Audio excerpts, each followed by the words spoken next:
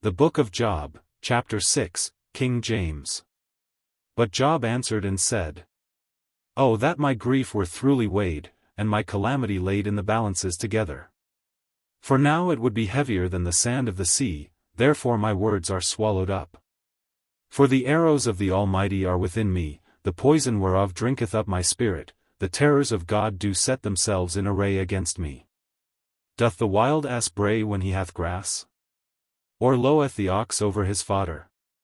Can that which is unsavory be eaten without salt? Or is there any taste in the white of an egg? The things that my soul refused to touch are as my sorrowful meat. Oh, that I might have my request, and that God would grant me the thing that I long for. Even that it would please God to destroy me, that he would let loose his hand, and cut me off.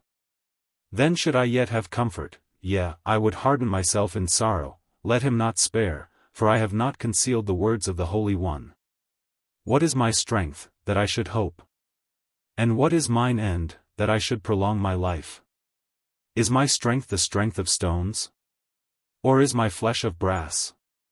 Is not my help in me? And is wisdom driven quite from me? To him that is afflicted pity should be shewed from his friend, but he forsaketh the fear of the Almighty. My brethren have dealt deceitfully as a brook, and as the stream of brooks they pass away. Which are blackish by reason of the ice, and wherein the snow is hid. What time they wax warm, they vanish, when it is hot, they are consumed out of their place. The paths of their way are turned aside, they go to nothing, and perish. The troops of Tema looked, the companies of Sheba waited for them. They were confounded because they had hoped, they came thither, and were ashamed. For now ye are nothing, ye see my casting down, and are afraid. Did I say, Bring unto me? Or, Give a reward for me of your substance? Or, Deliver me from the enemy's hand? Or, Redeem me from the hand of the mighty? Teach me, and I will hold my tongue, and cause me to understand wherein I have erred. How forcible are right words! But what doth your arguing reprove? Do ye imagine to reprove words, and the speeches of one that is desperate, which are as wind? Yea, ye overwhelm the fatherless, and ye dig a pit for your friend. Now therefore be content, look upon me, for it is evident unto you if I lie. Return, I pray you, let it not be iniquity, yea, return again, my righteousness is in it. Is there iniquity in my tongue? Cannot my taste discern perverse things? Commentary and main themes. Job chapter 6 is Job's direct response to Eliphaz, and here his voice becomes deeply personal, emotional, and revealing. This is not a man speaking from comfort, this is a man crushed under the weight of suffering, trying to be understood. Job begins by expressing that his grief is beyond measure. He says if it could be weighed, it would be heavier than the sand of the sea. This is important. He is not exaggerating for effect, he is describing the overwhelming reality of his pain. He then makes a striking statement, he feels as though the arrows of the Almighty are within him.